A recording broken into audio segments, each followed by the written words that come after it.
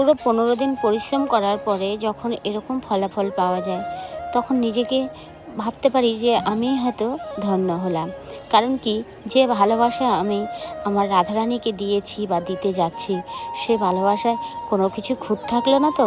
তো তার জন্য আমি এই যে দেখো দ্বিতীয়বার করে সব কিছু দেখে নিচ্ছি। হরে কৃষ্ণ, রাধে রাধে। কেমন আছো তোমরা? আশা করছি অনেক অনেক ভালো আছো। আর নতুন একটা সুপ্রভাতে আমি চলে এসেছি আমার ভালোবাসার উপহার নিয়ে। এই যে দেখো টানা 10 দিন আমি কিন্তু একভাবে বসে সেলাই করে গেছি। যেহেতু 10 দিনের কিন্তু কাজ না, এই যে কাজগুলো আমি বানিয়েছি প্রায় ধরতে গেলে আমার এখানে 20 দিন তো সময় লাগতোই। কিন্তু কি করব, যেহেতু সময় খুবই কম, তো তার জন্য আমার এই কাজগুলো করতেই হতো।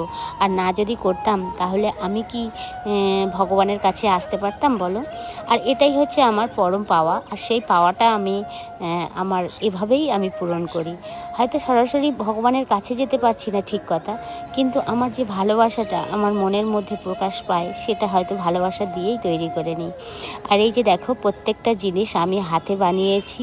আর জানি না আমার ভালোবাসাটা রাধারানীর কাছে কতটা প্রিয়। তবে হয়তো এগুলো হয়তো আমি নিজে থেকে করতে পারতাম না, ঠিক কথা, যদি আমার রাধারানীর কৃপা না থাকতো। সর্বক্ষণ আমি মাকে বলেছি যে মা, তুমি তোমার জিনিসটা তুমি সুন্দর করে গুছিয়ে আমাকে দিয়েই করে নাও। সত্যি কথা বলতে গেলে একটা মজার কথা তোমাদের সঙ্গে শেয়ার করি। আমি যে সেলাই করছি, আমার মেশিনটা খুবই ডিস্টার্ব দিচ্ছিল। যেহেতু সবসময় ব্যবহার করা হচ্ছিল না, তো তার জন্য মেশিন পার্ট যন্ত্রই, বুঝতেই পারছেন, তো কখন ভালো কখন খারাপ এটা কিন্তু বোঝা মুশকিল। তো আমার মেশিনের কাজ কমপ্লিট হলো আর মেশিনটা একদম টোটালি চলা বন্ধ হয়ে গেছে। আর সত্যি কথা এটাই হয়তো মিরাকেল যে আমি আমার ভগবানের ড্রেস করেছি, এখন আমাকে রেস্ট দিতে হবে। তো চলো পুরোপুরি জিনিসগুলো তোমাদেরকে দেখালাম আর দেখাচ্ছিও। আরোই কিন্তু জিনিস আছে, শুধু যে আমি এই সেটটা বানিয়েছি তা কিন্তু না, প্রচুর সেট বানিয়েছি। আর যেহেতু দেবানন্দ গৌড়ীয় মঠ, আর সেই মঠে তোমরা হয়তো কোনো সময় এসছো, নবদ্বীপ, মায়াপুর কিংবা এগুলো তোমরা দর্শনে এসছো, কিন্তু দেবানন্দ গৌড়ী মঠটা হলো অনেক পুরানো মঠ, অনেক দীর্ঘদিনের মঠ। আর সেই মঠে আমি সুযোগ পেয়েছি যে ভগবানের জন্য কিছু করার। আর সেই সুযোগ আমি কখনোই হাতছাড়া করতে পারি না। কারণ কি জানো, আমরা হচ্ছে জন্মে জন্মে পাপী।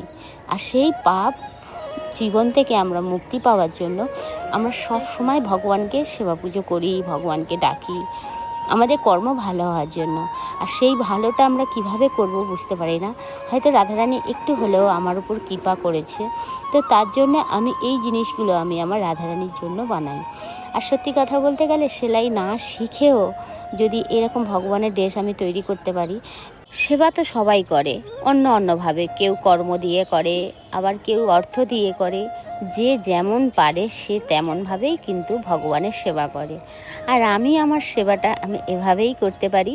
আর এই যে দেখছো এই যে কমলা কালার ড্রেসটা, সবসময় কিন্তু একটা কথাই হতো আমাদের সঙ্গে, মহারাজ ড্রেস দিয়ে যেতেন, মহারাজের কাছে গিয়ে কিংবা আমি কাজ করতাম। কিন্তু এই বছর মহারাজের কী কৃপা হলো, কেমন হলো জানি না। মহারাজ বলছে যে আমরা তো সাধুসন্ত মানুষ, আমরা সবসময় ভিক্ষা করে তারপরে কিন্তু আমরা এই ড্রেসটা জোগাড় করি। দেখো না, তুমি ভিক্ষা করতে পারো নাকি? যদি আমার রাধা মায়ের একটা ড্রেস যদি কেউ দেয়, তো সেই মতো আমার প্রথম খুবই খারাপ লাগছিল যে আমি ভিক্ষে করব, আমি তো কখনো কারোর কাছে কিছু চাইনি, আর কিভাবে করব।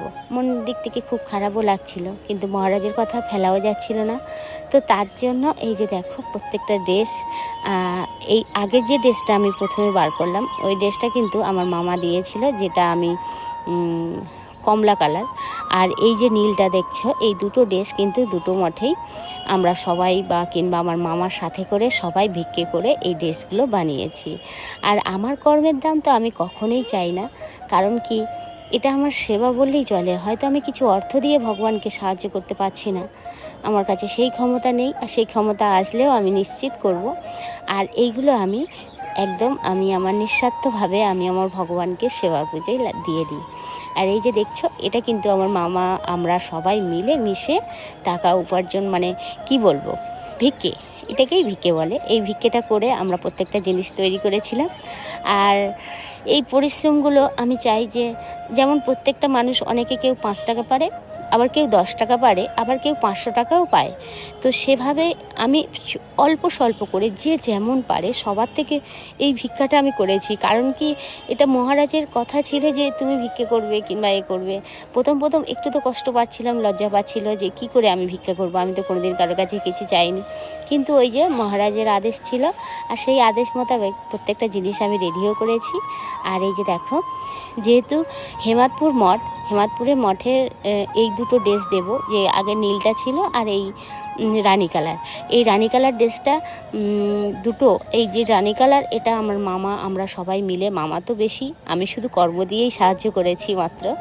আর এগুলো করে কখনোই বলতে নেই।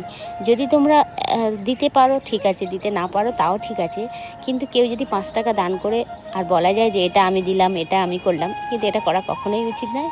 এটা তো ভগবানের জন্য করছি, আর আমি শুধুমাত্র এই সেলাইয়ের সাহায্যটা করেছি, আর তাতে কিচ্ছু না। আমি যেন সারা জীবন কষ্ট করেও যেন এই ভালোবাসাটুকু আমি পেতে চাই। আর এই ছিল আজকের ভিডিও। ফিরে আসছি আবার নতুন ভিডিও নিয়ে। রাধে রাধে, অনেক ভালো থেকো।